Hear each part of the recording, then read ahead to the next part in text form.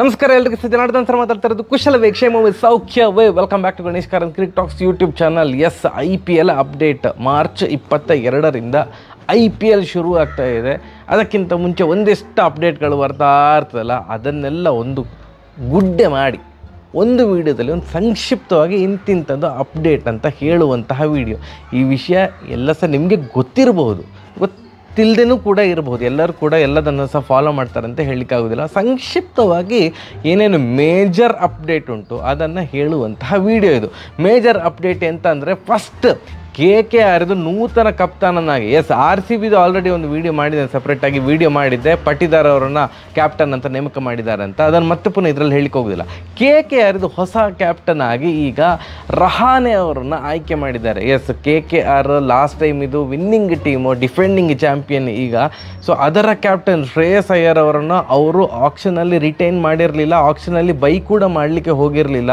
So ಅವರೀಗ ಪಂಜಾಬಿಗೆ ಹಾರಿದ್ದಾರೆ. Punjab Kings ತಂಡದ ನೂತನ ನಾಯಕನಾಗಿ ಶ್ರೇಯಸ್ ಅಯ್ಯರ್ ಅವರು ಸಿಲೆಕ್ಟ್ ಆಗಿರೋದ್ರಿಂದಾಗಿ ಇಲ್ಲಿ KKR ಅಲ್ಲಿ ಯಾವುದೋ ಒಂದು ಕ್ಯಾಪ್ಟನ್ ಬೇಕಿತ್ತು. KKRಗೆ ನಾವೆಲ್ಲರೂ ಸಹ ಸ್ಟಾರ್ಟಿಂಗ್ ಅಂದ್ಕೊಂಡದ್ದು ವೆಂಕಟೇಶ್ ಅಯ್ಯರ್ ಅವರನ್ನು ಕ್ಯಾಪ್ಟನ್ ಮಾಡಿದ್ರು ಮಾಡ್ಬೋದು, ಯಾಕಂತಂದ್ರೆ ಅಷ್ಟು ಕೋಟಿ ಸುರಿದು ವೆಂಕಟೇಶ್ ಅಯ್ಯರ್ ಅವರನ್ನು ಸಿಲೆಕ್ಟ್ ಮಾಡಿರುವಾಗ ವೆಂಕಟೇಶ್ ಅಯ್ಯರ್ ಅವರು ಕ್ಯಾಪ್ಟನ್ ಆಗ್ಬೋದೋ ಏನೋ ಅಂತ ಅಂದ್ಕೊಂಡದ್ದು. ಬಟ್ ಒಂದು ಡೌಟ್ ಇತ್ತು, ಯಾಕಂತಂದರೆ ರಹಾನೆ ಅವರನ್ನು ಯಾವಾಗ KKR ಬೈ ಮಾಡಿದ್ರು, ಒಂದು ಎಕ್ಸ್ಪೀರಿಯನ್ಸ್ಡ್ ಆಧಾರದಲ್ಲಿ ರಹಾನೆ ಅವರಿಗೆ ಕ್ಯಾಪ್ಟನ್ಶಿಪ್ ಕೊಡ್ಬೋದು. ಯಾಕಂತಂದರೆ ರಹಾನೆ ಅವರು ಸೈಯದ್ ಮುಷ್ತಾಕ್ ಅಲಿ ಟ್ರೋಫಿಯಲ್ಲಿ ಕೂಡ ಒಂದು ಕ್ಯಾಪ್ಟನ್ ಆಗಿದ್ದರು ಮುಂಬೈದು. ಆ್ಯಂಡ್ ಅವರ ಪರ್ಸ್ನಲ್ ಫಾರ್ಮ್ ಕೂಡ ಭಾರಿ ಸೂಪರ್ ಇತ್ತು, ಒಳ್ಳೆ ಇಂಟೆಂಟಲ್ಲಿ ಆಡಿದರು. ಆ್ಯಂಡ್ ಸೈಯದ್ ಮುಷ್ತಾಕ್ ಅಲಿ ಟ್ರೋಫಿಯನ್ನು ಮುಂಬೈ ಟೀಮ್ ಗೆದ್ದಿತ್ತು ಅವರ ನಾಯಕತ್ವದ ಅಡಿಯಲ್ಲಿ. ಸೊ ಅದೆಲ್ಲ ಗಮನ ಇಟ್ಟು ನೋಡಿದಾಗ ರಹಾನೆ ಅವರಿಗೆ ಕ್ಯಾಪ್ಟನ್ಶಿಪ್ ಕೊಡ್ಬೋದು ಅಂತ ಅಂದ್ಕೊಳ್ತಿದ್ದೆವು.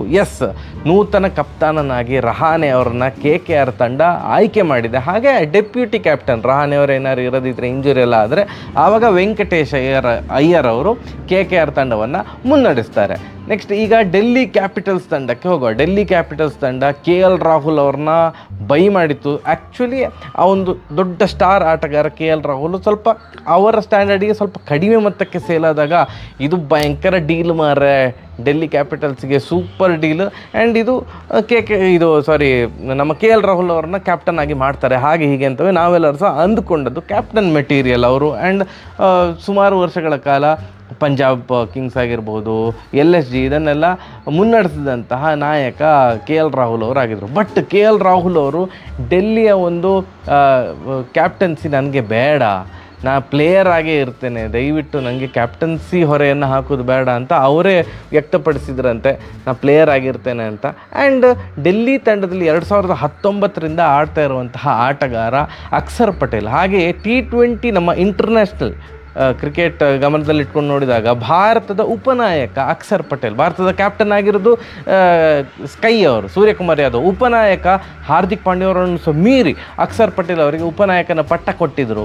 ಸೊ ಆ್ಯಂಡ್ KL ರಾಹುಲ್ ಅವರಿಗೆ T20 ತಂಡದಲ್ಲಿ ಸ್ಥಾನವೇ ಇಲ್ಲ, ಅವರ ಸ್ಥಾನವೇ ಕಳ್ಕೊಂಡಿದ್ದಾರೆ. ಸೊ ಅದೆಲ್ಲ ನೋಡಿದಾಗ ಇದು ಅಕ್ಷರ್ ಪಟೇಲ್ ಅವರಿಗೆ ಇಲ್ಲ ಮರ್ರ, ಇವ ನಮ್ಮ ಕ್ಯಾಪ್ಟನ್ ಆಗ್ಬೋದು ಅಂತ ಡೆಲ್ಲಿ ಕ್ಯಾಪಿಟಲ್ಸ್ ಮ್ಯಾನೇಜ್ಮೆಂಟ್ ಅಕ್ಷರ್ ಪಟೇಲ್ ಅವರಿಗೆ ನೂತನ ನಾಯಕನ ಜವಾಬ್ದಾರಿಯನ್ನು ವಹಿಸಿದೆ. ಈ ಸೀಸನಿಂದ ಒಳ್ಳೆ ಡಿಸಿಷನ್ ಅಂತಲೇ ಅಂದ್ಕೊಳ್ತೇನೆ. ಆ್ಯಂಡ್ KL ರಾಹುಲ್ ಅವರು ಫ್ರೀಯಾಗಿ ಬ್ಯಾಟ್ ಮಾಡ್ಬೋದು. ಆ್ಯಂಡ್ KL ರಾಹುಲ್ ಅವ್ರಿಗೆ T20ಗೆ ವಾಪಸ್ ಆಗಬೇಕಿದ್ದರೂ ಕೂಡ ಭಾರಿ ಕಷ್ಟ ಉಂಟು.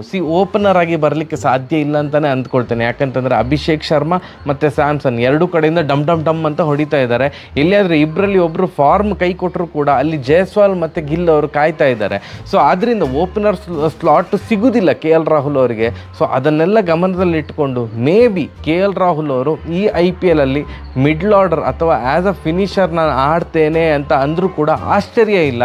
ಕ್ಯಾಪ್ಟನ್ ಆಗಿರದ ಕಾರಣ ಭಯಂಕರ ಫ್ರೀಯಾಗಿ ಅವರು ಕ್ರಿಕೆಟನ್ನು ಆಡ್ಬೋದು, IPL ಅಲ್ಲಿ T20 ಕ್ರಿಕೆಟನ್ನು ಆಡ್ಬೋದು ಅಂತ ನಾನು ಅಂದುಕೊಂಡಿದ್ದೇನೆ. ಇದು ಎರಡು ಮೇಜರ್ ಅಪ್ಡೇಟ್.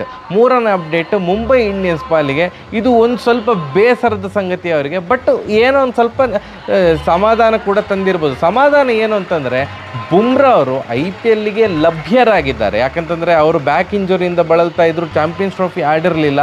ಸೊ IPL ಸಹ ಎಂತ ಮಾರ ಆಡೋದಿಲ್ವ ಅಂತ ಅಂದ್ಕೊಳ್ತಿದ್ರು. IPLಗೆ ಲಭ್ಯರಾಗಿದ್ದಾರೆ. ಬಟ್ ಸ್ಟಾರ್ಟಿಂಗ್ ಫ್ಯೂ ಗೇಮ್ಸ್ ಅದನ್ನು ಬುಮ್ರಾ ಅವರು ಮಿಸ್ ಮಾಡಿಕೊಳ್ತಾರೆ. ಯಾಕಂತಂದರೆ ಅವರು ಪೂರ್ತಿಯಾಗಿ ಫಿಟ್ ಆಗಲಿಲ್ಲ, ಅವರ ಬ್ಯಾಕ್ ಇಂಜುರಿಯಿಂದ ಪೂರ್ತಿಯಾಗಿ ಫಿಟ್ ಆಗಿರೋದ ಕಾರಣ ಅವರು ಕೆಲವೊಂದು ಕೆಲವೊಂದು ಗೇಮ್ಗಳನ್ನು ಎಷ್ಟು ಅಂತ ಇನ್ನೂ ಸಹ ಅವರು ಕರೆಕ್ಟಾಗಿ ಹೇಳಲಿಲ್ಲ, ಕೆಲವೊಂದು ಗೇಮ್ಗಳನ್ನು ಖಂಡಿತವಾಗಿ ಸಹ ಮಿಸ್ ಮಾಡಿಕೊಳ್ತಾರಂತೆ. ಹಾಗೆಯೇ ಇನ್ನೊಂದು ಮೇಜರ್ ಅಪ್ಡೇಟ್ ಏನಂತಂದರೆ ಬ್ಯಾನ್ ಅಂತ. IPL ಬ್ಯಾನ್ ಆಯಿತಾ ಮರೆ, ಯಾವ್ದಾದ್ರು ಟೀಮ್ ಬ್ಯಾನ್ ಆಯಿತಾ?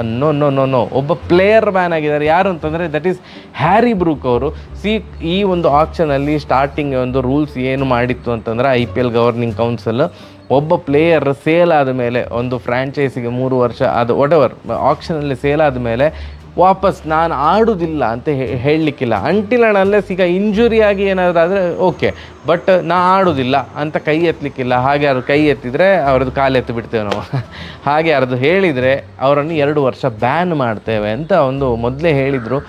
ಅದನ್ನು ಮೀರಿ ಕೂಡ ಹ್ಯಾರಿ ಬ್ರೂಕ್ ಅವರಿಗೆ ಅನೌನ್ಸ್ ಮಾಡಿದ್ದಾರೆ, ನಾನು IPLಯಿಂದ ಹಿಂಸರಿತಾ ಇದ್ದೇನೆ, ನನ್ನ ಇಂಟರ್ನ್ಯಾಷನಲ್ ಕರಿಯರ್ ಮೇಲೆ ನಾನು ಫೋಕಸ್ ಮಾಡಬೇಕು ಹಾಗೆ ಹೀಗೆ ಅಂತ. IPL ಆಕ್ಷನ್ಗೆ ಹೆಸರು ನೋಂದಾಯಿಸುವಾಗ ಇದೆಲ್ಲ ತಲೆ ಇರಲಿಲ್ವಾ ಹ್ಯಾರಿ ಬ್ರೂಕ್ ಅವರಿಗೆ? ಏನೋ ಗೊತ್ತಿಲ್ಲ, ಅವರೀಗ ಹಿಂಸರಿದಿದ್ದಾರೆ. ಅವರನ್ನು 2 ವರ್ಷ IPLಯಿಂದ ಬ್ಯಾನ್ ಮಾಡಿದ್ದಾರೆ. ಅದೆಲ್ಲದಕ್ಕಿಂತ ಮಿಗಿಲಾಗಿ ಒಂದು ಆಟಗಾರನ ಮೇಲೆ ಒಂದು ಫ್ರ್ಯಾಂಚೈಸಿ ನಂಬಿಕೆ ಇಟ್ಟು ಅಷ್ಟು ಇನ್ವೆಸ್ಟ್ ಮಾಡಿರ್ತಾರೆ. ಆ್ಯಂಡ್ ನಮಗೆ 1 ಡೌನಲ್ಲಿ 2 ಡೌನಲ್ಲಿ ಕರೆಕ್ಟಾಗಿ ಫಿಟ್ ಆಗುವಂಥ ಆಟಗಾರ ಹ್ಯಾರಿ ಬ್ರೂಕ್ ಹಾಗೆ ಹೀಗೆ ಅಂತ ಒಂದು ಫ್ರ್ಯಾಂಚೈಸಿ ಬೈ ಮಾಡಿರುವಾಗ ಸಡನ್ನಾಗಿ ನಾ ಆಡೋದಿಲ್ಲ ಅಂತಂದರೆ ಎಷ್ಟು ಟೆನ್ಷನ್ ಆಗ್ತದೆ. ಈಗ ಲಾಸ್ಟ್ ಮಿನಿಟಲ್ಲಿ ರಿಪ್ಲೇಸ್ಮೆಂಟ್ ಹುಡುಕಿದ ಕಷ್ಟ, ಅಂಥ ಒಂದು ಆಟಗಾರನೇ ಬೇಕಾಗಿರ್ತದೆ.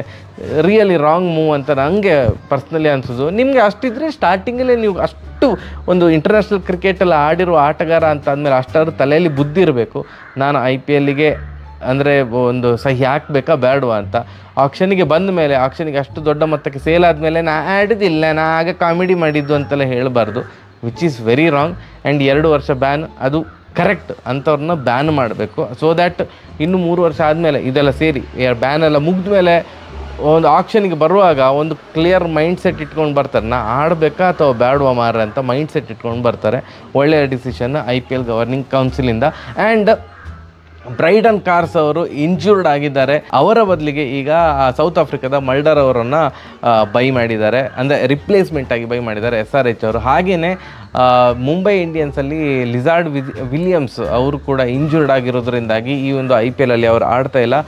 ಅವರ ಬದಲು ಇನ್ನೊಂದು ಪ್ಲೇಯರನ್ನು ಕಾರ್ಬಿನ್ ಬಾಷ್ ಅವರನ್ನು ಈಗ ರಿಪ್ಲೇಸ್ಮೆಂಟ್ ಪ್ಲೇಯರ್ ಆಗಿ ಹಾಕ್ಕೊಂಡಿದ್ದಾರೆ ಮುಂಬೈ ಇಂಡಿಯನ್ಸ್ ಅವರು. ಇದಿಷ್ಟು ಮೇಜರ್ ಹೈಲೈಟ್ ಇದ್ದದ್ದು.